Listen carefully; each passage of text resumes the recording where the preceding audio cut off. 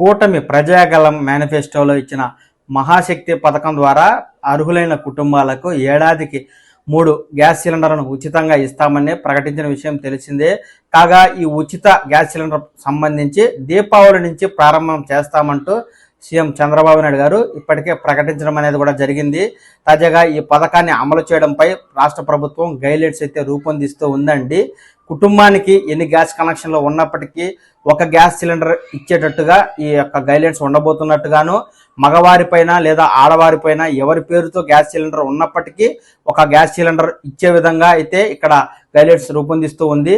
అంతేకాదు రాష్ట్రంలో 1,55,00,000 రేషన్ కార్డులు ఉండగా ఈ మేరకు వీరందరికీ ఏడాదికి 3 గ్యాస్ సిలిండర్లు ఉచితంగా ఇచ్చినట్లయితే దాదాపుగా 3,500 కోట్ల రూపాయలు ఖర్చు అవుతుందని రాష్ట్ర ప్రభుత్వం అంచనా వేయడం అనేది జరిగింది.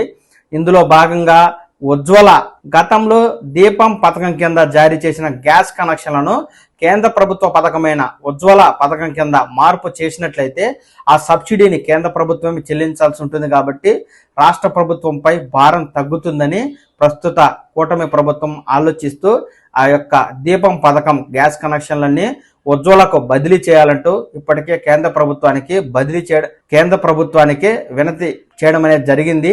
ఈ విషయాన్ని కేంద్ర ప్రభుత్వం పరిశీలిస్తూ ఉందండి.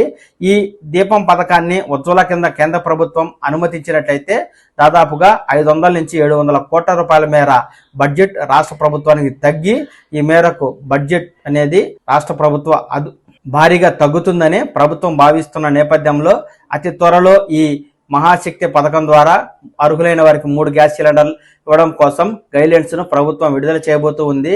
ఈ గైడ్లైన్స్ విడుదలైన వెంటనే ఆ సమాచారాన్ని నేను మీకు తెలియజేస్తాను. మీరు ఈ ఛానల్ ద్వారా ఆ గైడ్లైన్స్ వివరాలు చూసి తెలుసుకోవాలి అనుకుంటే వెంటనే ఈ ఛానల్ని లైక్ చేసి సబ్స్క్రైబ్ చేసుకోండి. నమస్కారం.